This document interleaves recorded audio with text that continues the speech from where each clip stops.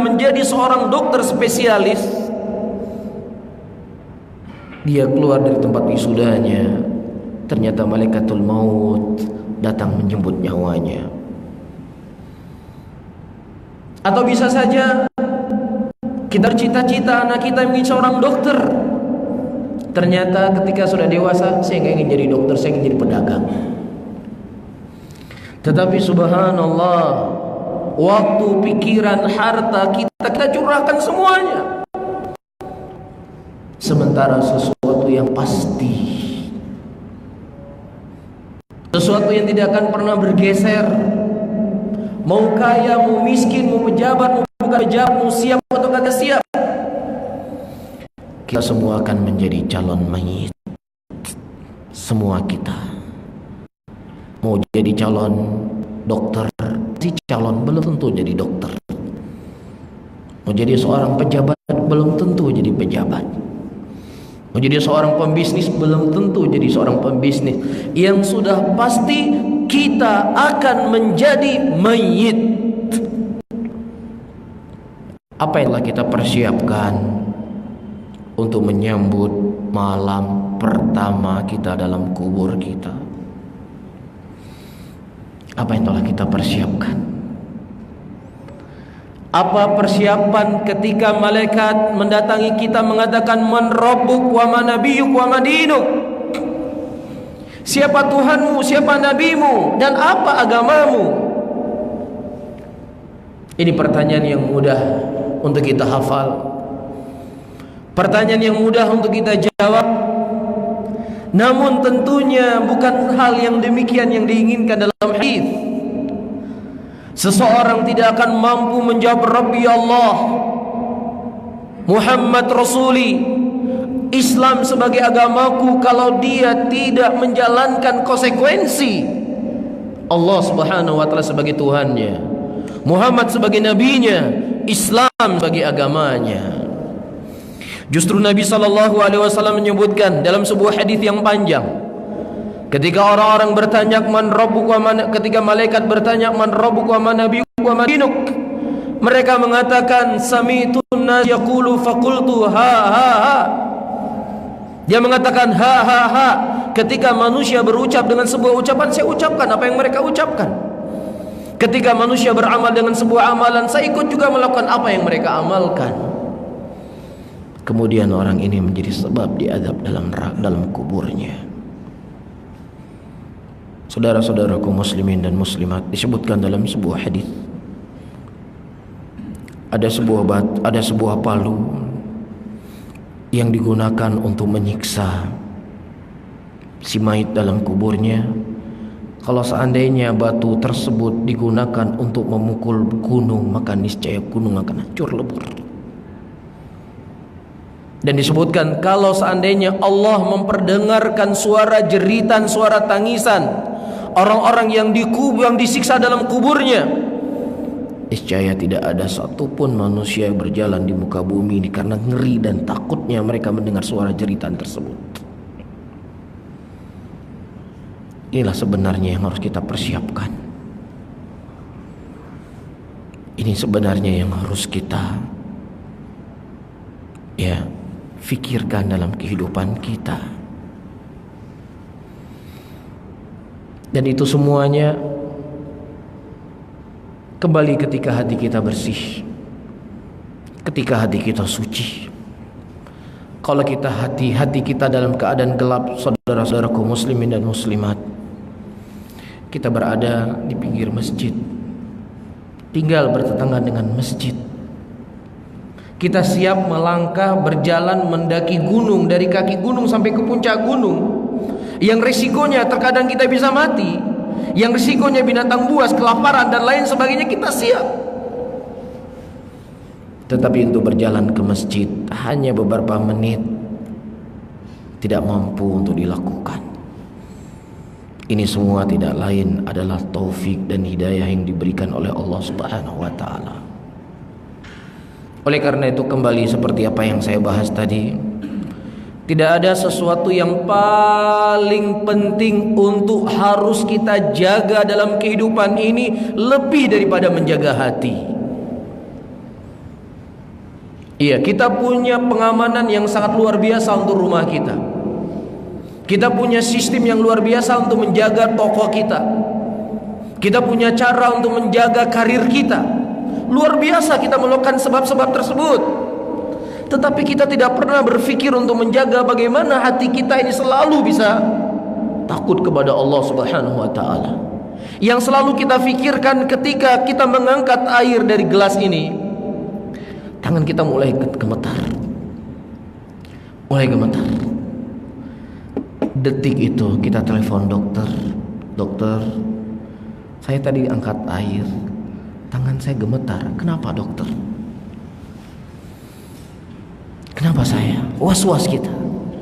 Tetapi hati kita yang sudah 1 bulan kita tidak pernah membaca Al-Quran,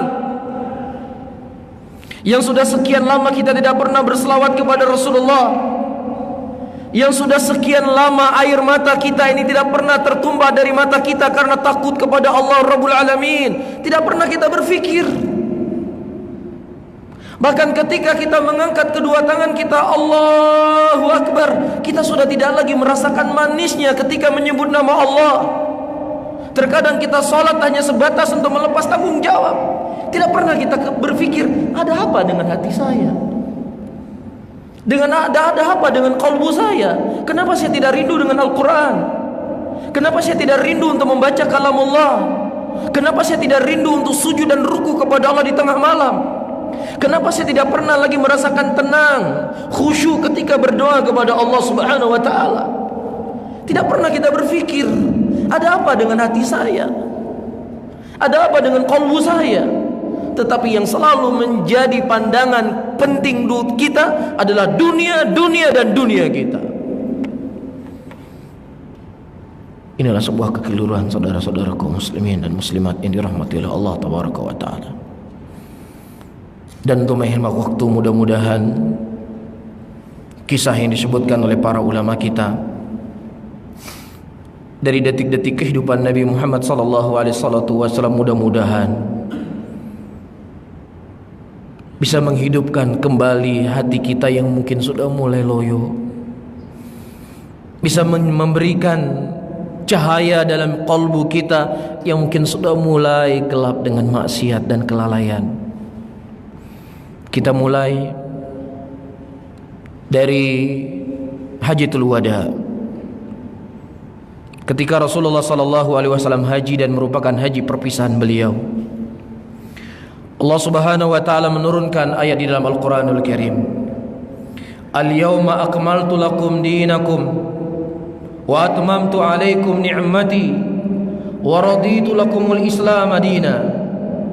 Pada hari ini aku telah menyempurnakan Islam untuk kalian, dan aku telah menyempurnakan nikmatku untuk kalian, dan aku telah ridho Islam sebagai agama kalian. Sebagian para sahabat Rasulullah SAW, mereka berbahagia, mereka senang karena Allah Subhanahu wa taala telah menyempurnakan Islam. Allah Subhanahu wa taala telah memenangkan Islam di atas seluruh agama. Namun lain dengan Abu Bakar Siddiq radhiyallahu taala anhu. Justru beliau menangis. Kemudian para sahabat berkata, "Ya Abu Bakrin, kenapa engkau menangis di tengah Allah Subhanahu wa taala memberikan kemuliaan kepada Islam? Di tengah Allah Subhanahu wa taala memenangkan Islam di atas seluruh agama." Abu Bakar Siddiq radhiyallahu taala anhu berkata, "Ini petanda Rasulullah SAW akan segera diwafatkan oleh Allah Subhanahu wa taala. Tugas beliau sebagai seorang rasul, tugas beliau sebagai seorang nabi sudah mau berakhir." Pulanglah Rasulullah SAW ke kota Madinah 9 hari sebelum Allah Subhanahu wa taala memanggil nabinya, kekasihnya. Allah Subhanahu wa taala menurunkan sebuah ayat di dalam Al-Qur'anul Karim yang sebagian para ulama mengatakan ini merupakan ayat yang paling terakhir yang Allah turunkan di dalam Al-Qur'anul Karim.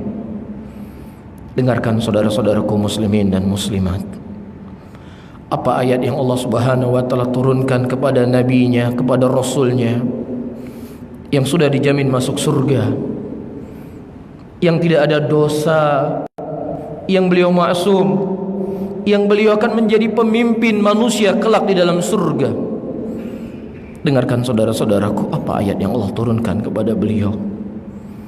Allah katakan, wattaqu yawman turja'una fihi ila Allah thumma tuwaffa kullu nafsin ma kasabat.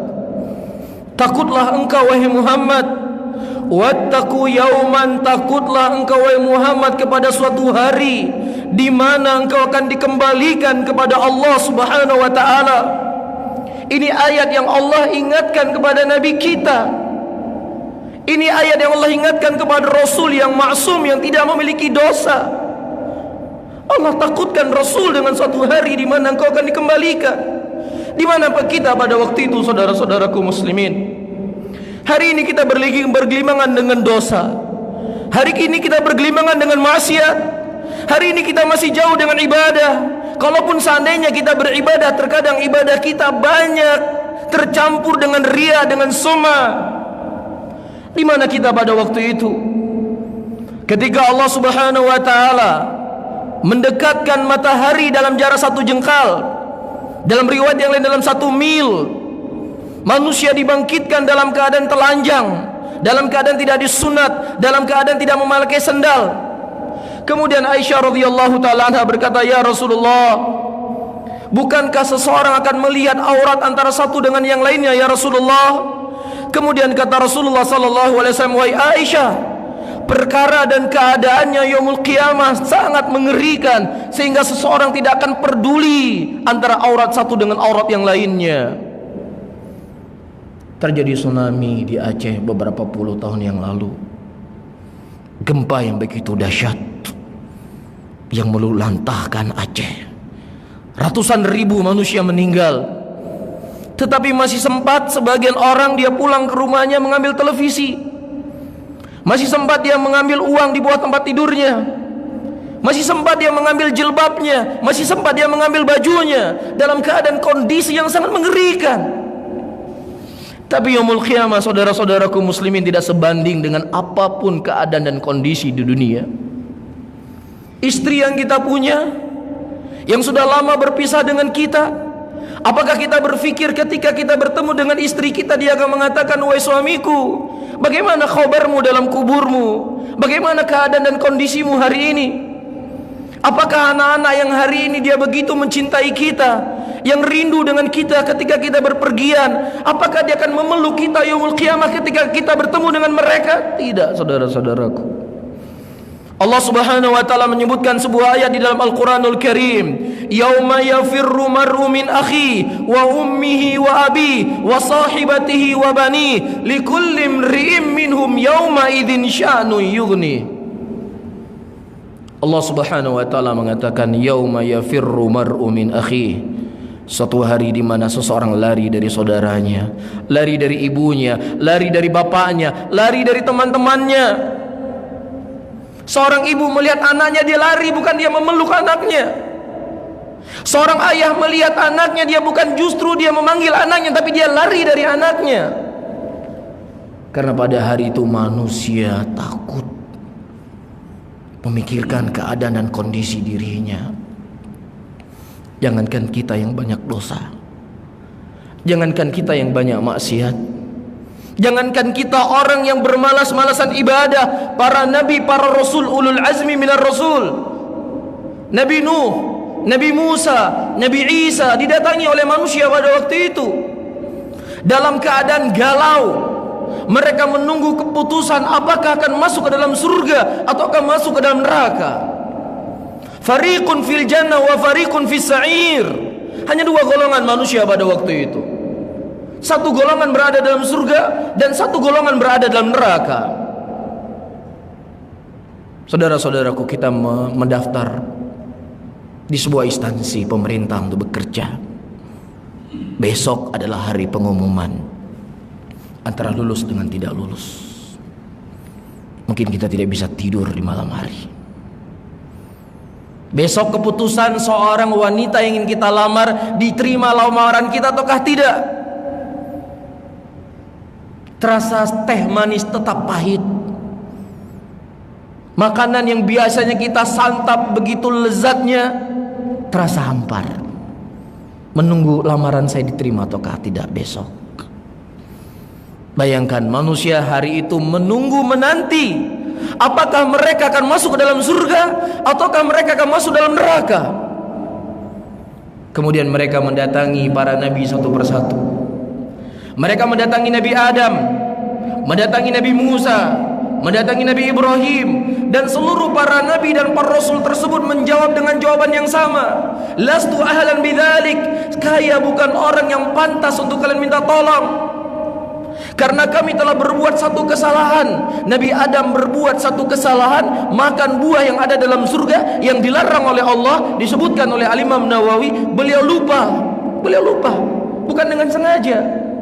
Itu pun beliau sudah memohon ampun kepada Allah, dan Allah telah mengampuni kesalahan beliau. Ya, hakikatnya itu bukan dosa. Karena kesalahan yang tidak dianggap dosa inilah Nabi Adam alaihissalam berkata, saya bukan orang yang paling berhak untuk kalian minta. Karena Allah subhanahu wa ta'ala murka pada hari ini yang Allah belum pernah murka sebelumnya, setelahnya dan setelahnya seperti hari ini. Kemudian mereka mendatangi Nabi Nuh, jawaban dengan jawaban yang sama. Mereka mendatangi Nabi Musa, ternyata juga jawabannya dengan jawaban yang sama. Nah, kalau seandainya Nabi dan Rasul yang maksum, yang sudah dijamin masuk surga, tidak berani mengangkat wajahnya ke langit menghadap Allah, di mana lagi keadaan kita pada hari itu, saudara-saudaraku muslimin? Di mana keadaan kita? Nabi Allah ingatkan, wattaqu yawman turja'una fihi ilallah. Takutlah kamu pada suatu hari. Kemudian Nabi SAW ketika diturunkan ayat ini, beliau berkata kepada sahabat-sahabatnya, antarkan aku ke makam syuhada Uhud. Aku ingin menziarahi sahabat-sahabatku di sana. Setiba di syuhada Uhud, Rasulullah SAW menyampaikan salam. Assalamu alayka ya ahla diyar minal mu'minina wal muslimin wa inna insyaallah bikum lahikun nas'alullahu lana wa lakum al-afiyah. Keselamatan bagi kalian wahai penghuni tempat ini dari kalangan mukminin dan muslimin. Wa inna insyaallah bikum lahikun, dan kami insyaallah akan menyertai kalian semuanya. Kemudian Rasulullah mengatakan, nas'alullahu lana wa lakum al-afiyah.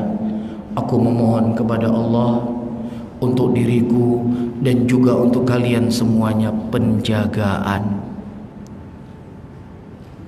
Tidak ada satupun makam di muka bumi ini yang lebih mulia dari makam syuhada Uhud kecuali makamnya Rasulullah SAW.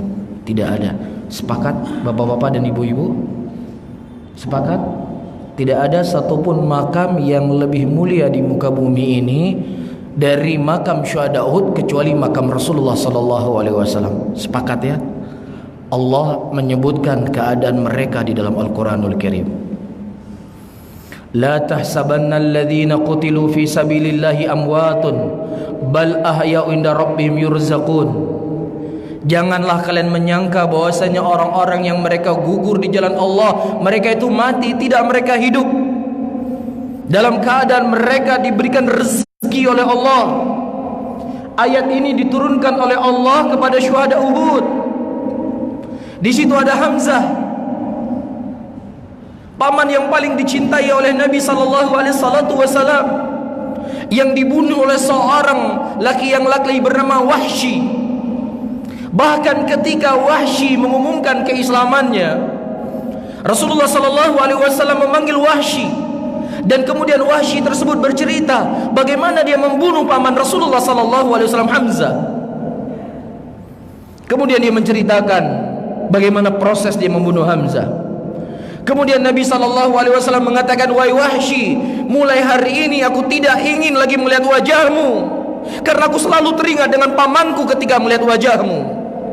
Dia sudah masuk Islam, dia telah mengumumkan keislamannya, tapi Rasulullah nggak ingin lihat muka dia. karena dia telah membunuh paman yang paling dicintai oleh Nabi sallallahu alaihi wasallam. Di situ syuhada dikuburkan. Di situ ada Handalah, seorang sahabat Rasulullah yang baru saja menikah.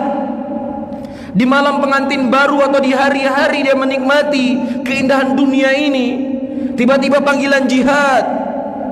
Tanpa dia berpikir panjang, setelah dia mendatangi istrinya, belum sempat dia mandi wajib, dia terjun ke medan peperangan. Kemudian Allah Subhanahu wa taala mencatat dia sebagai seorang syahid. Dan Rasulullah sallallahu alaihi wasallam mengkhabarkan bahwasanya malaikat turun memandikan jenazahnya Handalah. Dan di situ juga ada seorang laki-laki bernama Mus'ab ibnu Umair, seorang pemuda dengan kecerdasannya, dengan akhlaknya dan kewibawaannya, beliau berhasil ba'dallah mengislamkan penduduk kota Madinah dalam waktu yang singkat.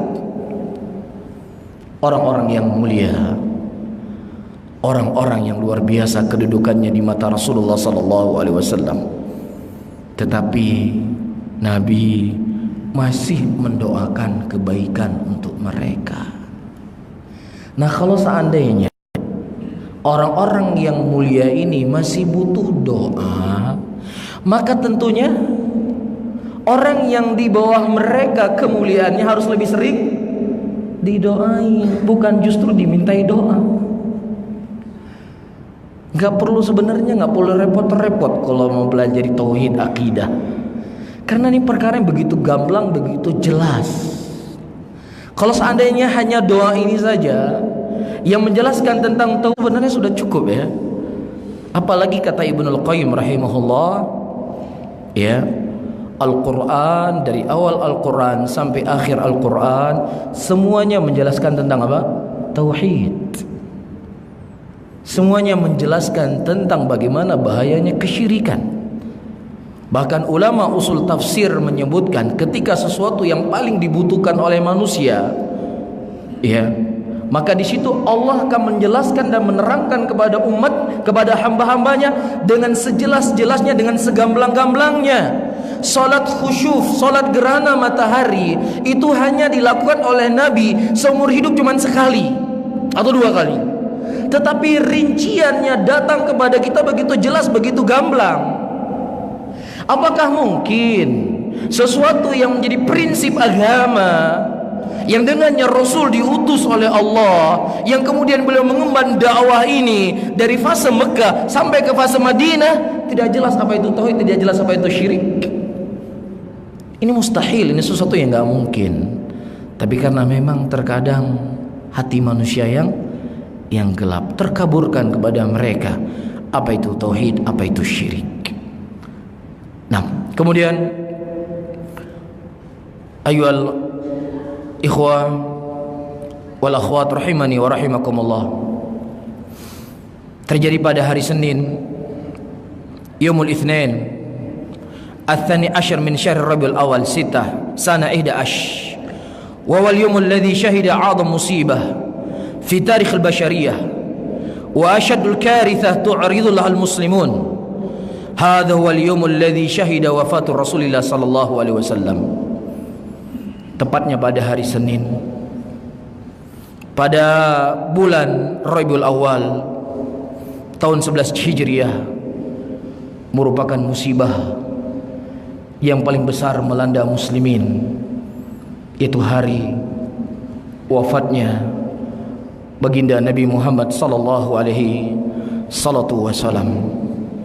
Sampai-sampai Anas bin Malik radhiyallahu taala anhu, sebagaimana yang dikhabarkan oleh Al-Imam Ad-Darimi dan juga Al-Imam Ahmad dalam musnadnya, kata Anas bin Malik radhiyallahu taala anhu, ma raaitu yauman qad kana ahsan wala adwa min yaumin dakhala alaina Rasulullah sallallahu alaihi wasallam wa ma raaitu yauman kana aqbah wala adlam min yaumin mata fihi Rasulullah sallallahu alaihi wasallam.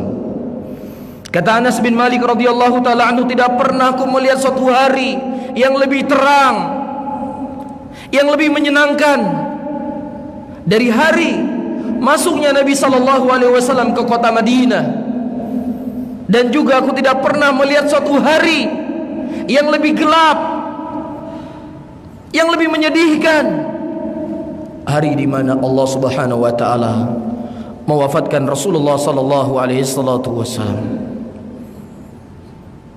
Pada hari itu Abu Bakar As-Siddiq radhiyallahu taala anhu menyolati muslimin salat ke-17, diimami oleh Abu Bakar As-Siddiq, ya, tanpa ada kehadiran Nabi Muhammad sallallahu alaihi wasallam. Rasulullah masih hidup, Abu Bakar As-Siddiq menyolati manusia sampai hari Senin tersebut ke-17 kalinya.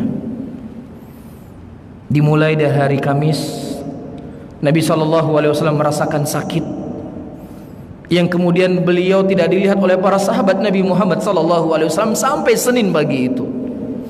Antum bisa bayangkan bagaimana kerinduan sahabat Rasulullah kepada Rasulullah, yang biasanya setiap hari Rasulullah mengingatkan mereka tentang Allah, yang setiap hari Rasulullah ingatkan mereka tentang surga, yang setiap hari Rasulullah ingatkan mereka tentang tauhid, tentang ilmu. Mereka duduk bersama Rasul, mereka bercanda bersama Rasul, mereka berdiskusi bersama Rasul. Dari semenjak hari Kamis sampai Senin pagi mereka tidak melihat wajah yang mulia ini. Tiba-tiba disebutkan oleh Imam Bukhari rahimahullahu taala, juga disebutkan dari Anas bin Malik radhiyallahu taala anhu. Kata Anas bin Malik, kana Abu Bakar yusalli bina fi waj'in Nabi sallallahu alaihi wasallam alladhi tuwafi fihi, hatta idza kana yawmul itsnain wa hum sufufun fi ssalati fakashafa sallallahu alaihi wasallam sitra al-hijrati Aisyah radhiyallahu taala anha yanzuru ilaina wa huwa qa'imun ka'anna wajhahu raqqatun mushaf ibaratun anil jamal al-bari wa husnul basharah wa safa'il wajh wa istinaratu thumma tabassam yadhak sa'idun bi ra'yatihim yusalluna mujtami'ina wara Abi Bakrin fahamamna an nuftin min farah bi ru'yatin Nabi Muhammad sallallahu alaihi wasallam. Anas bin Malik berkata, pada waktu itu Abu Bakar As-Siddiq radhiyallahu ta'ala anhu menyolati kami di hari sakitnya Nabi Muhammad sallallahu alaihi wasallam. Kalau Rasulullah sakit masih mampu beliau ke masjid, beliau akan ke masjid. Sampai-sampai beliau pernah dipapah oleh dua sahabat Rasul untuk sholat ke masjid. Tapi memang semenjak hari Kamis tersebut Rasulullah tidak mampu lagi untuk berangkat ke masjid, sehingga beliau memerintahkan Abu Bakar As-Siddiq untuk menyolati manusia. Kemudian pada hari Senin, subuh Senin, para sahabat Rasulullah sallallahu alaihi wasallam mereka berdiri dalam satu shaf, diimami oleh Abu Bakar As-Siddiq. Kemudian tiba-tiba mereka dikagetkan. Nabi sallallahu alaihi wasallam membuka tirai rumah beliau. Kemudian Rasulullah sallallahu alaihi wasallam melihat kami, dan dalam keadaan beliau berdiri, dan kami melihat wajah Rasulullah sallallahu alaihi wasallam sangat bercahaya. Wajah seorang laki-laki yang sangat tampan, seakan-akan bulan purnama wajah Nabi Muhammad sallallahu alaihi wasallam pada waktu itu. Thumma tabassam di kami. Sudah sekian hari kami tidak melihat Rasulullah sallallahu alaihi wasallam tersenyum. Di subuh kali ini merupakan hari yang sangat bahagia kepada kami, kata Anas. Sampai-sampai kata Anas bin Malik radhiyallahu taala anhu, kami hendak membatalkan salat kami, ingin memeluk Nabi Muhammad sallallahu alaihi wasallam, ingin berbicara kepada beliau, karena saking rindunya kami dengan untuk dijadikan rumah oleh Nabi sallallahu alaihi wasallam, menginap sebelum beliau memiliki rumah sendiri. Kebetulan pada waktu itu rumah Abu Ayyub ada 2 lantai, dan kemudian Rasulullah sallallahu alaihi wasallam ingin tidur di bawah, Abu Ayyub tidur di atas. Di malam hari Abu Ayyub berkata kepada istrinya, "Waihak ya Ummu Ayyub, celaka engkau wahai Ummu Ayyub, bagaimana mungkin kita bisa tidur di atas sementara Nabi Muhammad sallallahu alaihi wasallam tidur di bawah kita?" Kemudian mereka berdiri di pojok kamar. Mereka tidak berani berjalan di tengah kamar. Mereka takut akan ada satu debu yang jatuh yang akan mengganggu istirahat Nabi Muhammad sallallahu alaihi wasallam. Satu debu pun mereka tidak rela, tidak ridha jatuh kepada wajah Nabi Muhammad sallallahu alaihi wasallam. Karena kecintaan mereka kepada Rasul itu sangat suci. Tidak ada manusia yang paling mereka cintai di muka bumi ini lebih dari cinta mereka kepada Nabi Muhammad sallallahu alaihi wasallam. Ketika Rasulullah sallallahu alaihi wasallam dikejar oleh musyrikin Quraisy, lari beliau dari Mekah menuju Madinah, ditemani oleh Abu Bakar As-Siddiq radhiyallahu taala anhu. Di tengah perjalanan Abu Bakar As-Siddiq tidak pernah tenang beliau berjalan. Terkadang beliau berjalan ke kiri, terkadang ke depan, terkadang ke belakang. Sampai-sampai Nabi berkata, "Ya Abu Bakrin, kenapa engkau tidak berjalan tenang denganku?"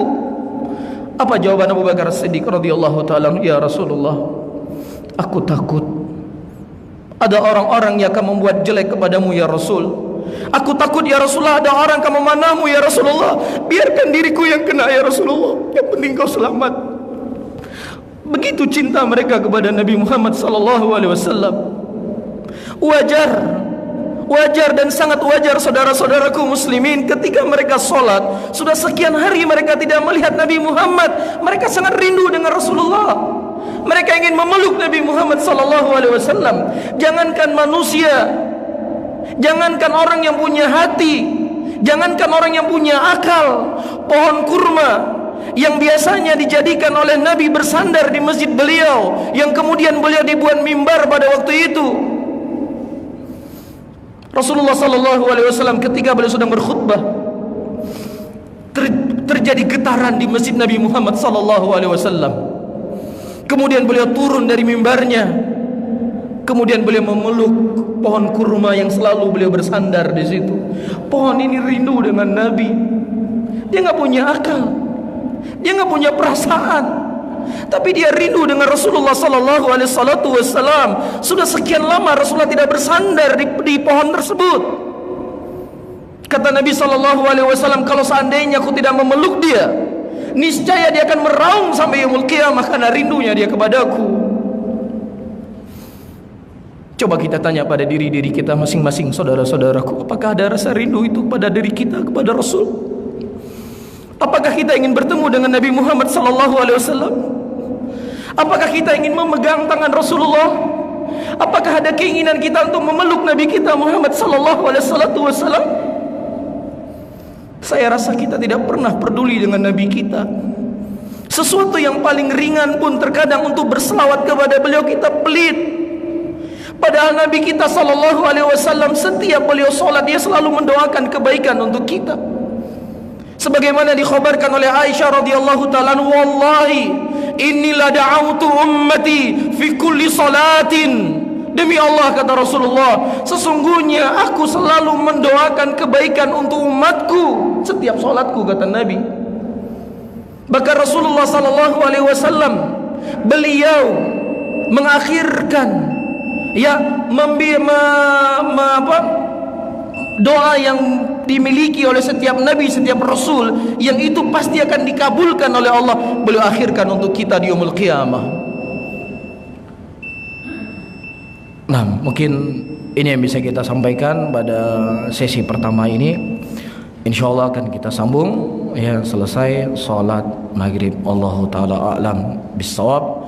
Saya akhiri, Allahumma salli ala Muhammadin wa ala alihi wa ashabihi wa man tabi'um bi ihsanin ila yaumiddin.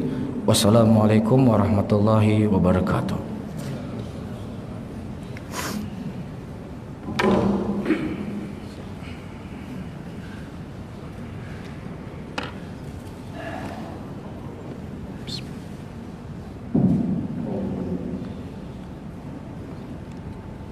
Allah